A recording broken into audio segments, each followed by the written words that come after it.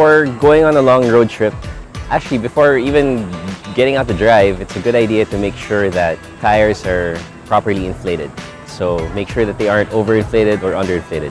When I got behind the wheel of this D-Max this morning, it really felt kind of matagtag, and I checked and tire pressure was like, oh, off the charts, So of course, before going off on the road trip, make sure that your tires are inflated to the right pressure.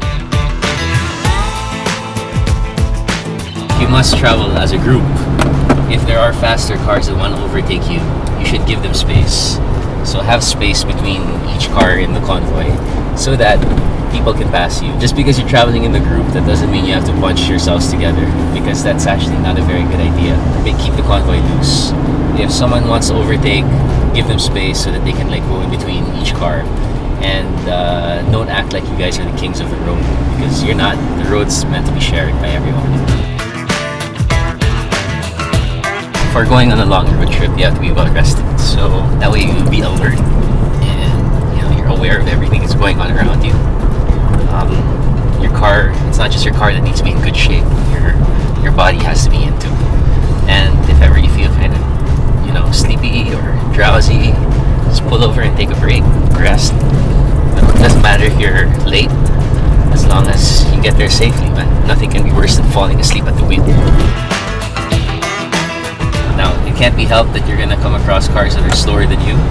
Of course, before you do an overtaking maneuver, make sure that there is no curb coming up. Overtaking on a blind curb is an absolute no-no, and it's tantamount to suicide. That's something that you should never ever do.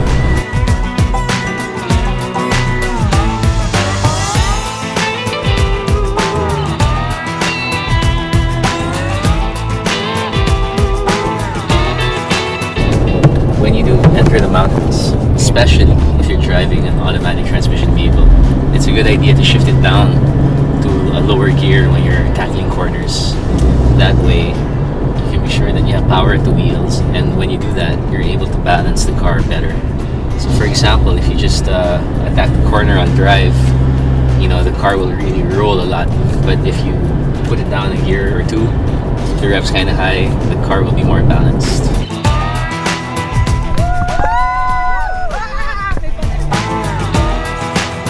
So many more tips that I want to share with you guys. We didn't cover everything, but we're driving up to Sagada now, and I'm sure we're going to get a chance to talk about more of them as we go along. So see you in Sagada.